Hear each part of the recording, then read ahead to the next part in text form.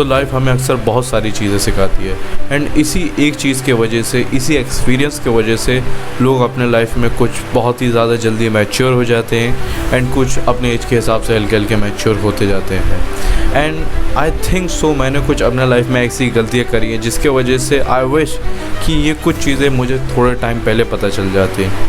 And I think ये हर each and every person को समझना ज़रूरी है, क्योंकि at the end this world is not the same as it was, क्योंकि ये पूरी वर्ल्ड एक इवल बन चुकी है एंड टोटली चेंज हो चुकी है। एंड अगर हम इसके साथ चेंज नहीं हुए सो एट द एंड हम सब लोगों की तरह पागल बनने वाले हैं। सो मेक श्योर कि इस वीडियो को तुम एंड तक देखो एंड इसमें मैंने अपने पर्सनल एक्सपीरियंस से तुम्हें ईच एंड एवरीथिंग बताई है।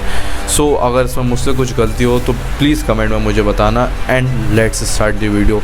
एंड अगर तुम पर्टिकुलरली मोटिवेशन या बिजनेस या अपने सेल्फ इम्प्रूवमेंट के ऊपर वीडियोस चाहते हो so please subscribe our channel, क्योंकि ये चैनल इसी चीज़ के रिगार्डिंग है। So let's start the video without any delay. Lesson number 1, no one cares about you. देखो, let me tell you some harsh reality. हम में से अक्सर सोचते हैं कि सामने वाला बंदा हमारे लिए थोड़ा बहुत सोचता होगा, हम उसके लाइफ में पर्टिकुलरली कुछ इंपॉर्टेंस होगी, but the harsh reality is no one cares about you.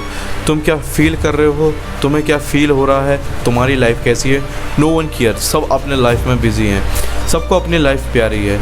तुम कुछ भी करो, एट द एंड ये दुनिया वाले तुम्हारे लिए कोई काम करने वाले नहीं आने वाले हैं। एट द एंड तुम्हारे बच्चे को तुम्हें ही पालना है, ये दुनिया वाले तुम्हारे बच्चे को नहीं पालेंगे। So just keep on mind, no one cares about you.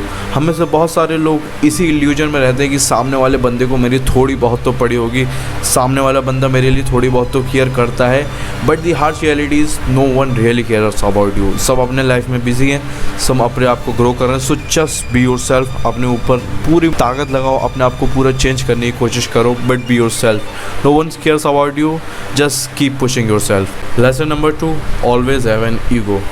As a man I think हम सब के अंदर ईगो होना चाहिए, जिसे हम कहते हैं male ego. And a man without an ego is not really a man. I think ये थोड़ा क्रिटिसाइज टाइप या थोड़ा गलत पर्सपेक्टिव तुम सबको लगता होगा, but from my personal experience I have experience this कि अगर तुम्हारा अंदर ईगो नहीं है सो एट द एंड तुम्हारे लिए कोई रिस्पेक्ट या वैल्यू नहीं करने वाला है। अक्सर हम अपने लविंग वंस के लिए या अपने बेस्ट फ्रेंड या बेस्ट टू के लिए अपने ईगो लगभग ज़ीरो कर देते हैं। अपने आप को हम उसके लिए मतलब काइंड ऑफ इतना फ्रैंक हो जाते हैं, उसे खुश करने के लिए या हंसी मजाक करने के लिए इतने फ्रैंक हो जाते हैं डैट अगर सामने वाला बंदा हमें इग्नोर करता है, हमारे अंदर एक ये थिंकिंग आती है कि चलो भाई इग्नोर कर रहा है, पर यार मैं इग्नोर करके क्या करूँगा, we are just true friends. I think मुझे मैसेज करना चाहिए, अपने ईगो लेवल डाउन करके मुझे पूछना चाहिए कि कोई दिक्कत है कि मुझसे बात करने में इंटरेस्टेड नहीं हो। But in real from the time you do this, तुम्हारी वैल्यू या तुम्हारी सेल्फ रिस्पेक्ट एकदम ज़ीरो चली जाती है। सामने वाले बंदे को पर्टिकुलरली ये लगने लगता है कि तुम्हारे पास वेला टाइम है, तुम एकदम वेले इंसान हो एंड तुम लाइक उसके लिए नीडी, काइंड ऑफ नीडी हो। इवन थ्रू तुम्हारा पर्सपेक्टिव कुछ और है, इवन थ्रू तुम चाहते हो कि सामने वाला बंदा तुमसे खुश हो, तुमसे अपना इमोशन शेयर करे, बट एट द एंड तुम्हारी वैल्यू एंड रिस्पेक्ट उस पर्टिकुलर सामने वाले बंदे के लिए एकदम ज़ीरो हो जाती है। सो मेक श्योर कि तुम अपने अंदर हमेशा एक मेल ईगो रखो। इवन थ्रू तुम्हारे बहुत अच्छे बेस्ट फ्रेंड है, बट ईगो होना ज़रूरी है कुछ लेवल तक। आई एम नॉट सेइंग कि तुम इतना ईगो रखो कि सामने वाले से मत बोलो, ईगो रखो पर एक कुछ लेवल तक, एक अपनी भी लिमिट रखो कि भाई अगर तू इससे ज़्यादा बात कर रहा है तो भाई तू लिमिट क्रॉस कर रहा है, तेरी एक लिमिट है, मैं इससे ज़्यादा नहीं सह सकता हूँ। एंड अपने लिए सेल्फ डिफेंस करो, अपने वैल्यू के लिए, अपने ईगो के लिए सेल्फ डिफेंस करो।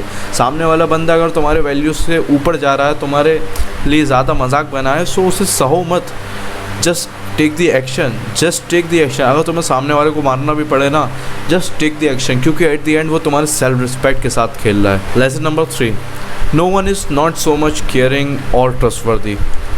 हम में से अक्सर आई थिंक मैन की ये साइकोलॉजी है, लाइक अक्सर मैंने मेंस के नेचर में देखा है, लड़कियों का मुझे नहीं पता, बट अक्सर मैंने मेंस के अंदर देखा है कि हमसे कोई भी इंसान या कोई पर्टिकुलर बंदा आके थोड़ा सा फ्रैंक हो जाता है, थोड़ा सा केयर दिखाने लगता है, and we totally depend on them.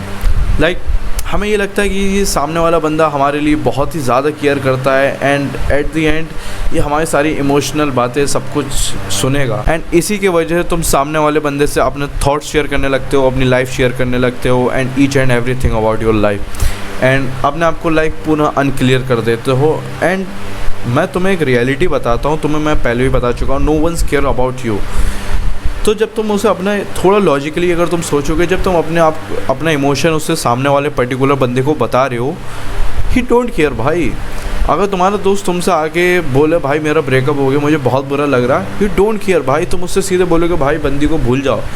तुम उसके जगह ये नहीं रहोगे कि भाई मेरे बंदे का ब्रेकअप हो गया, मेरे दोस्त का ब्रेकअप हो गया, तुम रो रहे हो बैठे हुए। नो भाई, सब अपने लाइफ में बिजी हैं। जस्ट कीप इन माइंड भाई, no one is so much caring भाई। सबको अपनी लाइफ से पड़ी हुई है, सब अपने लाइफ में अच्छा चाहते हैं, सब अपने लाइफ में चाहते हैं कि उन्हें कोई ऐसा मिले जो अब उन्हें अटेंशन दे, उन्हें उनसे इमोशनल टॉक्स करे। बट अपने आप को इतना इमोशनली मत खोलो कि सामने वाला तुम्हारी रिस्पेक्ट, तुम्हारी वैल्यू करना बंद कर जाए। And this world is not even so much trustworthy. तुम ऐसे कुछ बात बताओगे, वो कल जाके उससे कुछ बात बता देगा। सो भाई ये सब चीज़ें मैं अपने पर्सनल एक्सपीरियंस से बता रहा हूँ, एंड आई विश कि ये चीज़ें मैं कुछ जल्दी सीख लेता। एंड मैंने इसमें बहुत सारे पागलबंदी करे हैं, I know, I accept that, but हम एट द एंड लाइफ में अपनी गलतियों से सीखते हैं, because mistake teach us so many things if we really want to learn something from the mistake, and most of the people reject it. हमें ज़्यादातर लोग रहने देते हैं कि अगर पर्टिकुलरली ये चीज़ हुई तो रहने देते हैं, हम ऑब्ज़र्व नहीं करते कि अगर ये हुआ है क्यों हुआ है। अब जैसे कि मैं ये वीडियो बना रहा हूँ, उसमें आई थिंक मुझसे बहुत ही ज़्यादा गलती होंगी, बट अगर मैं इसे ऑब्ज़र्व नहीं करूँगा, अपनी गलती को ऑब्ज़र्व नहीं करूँगा, तो नेक्स्ट टाइम जो मैं वीडियो बनाऊँगा सेम गलती उसमें करूँगा।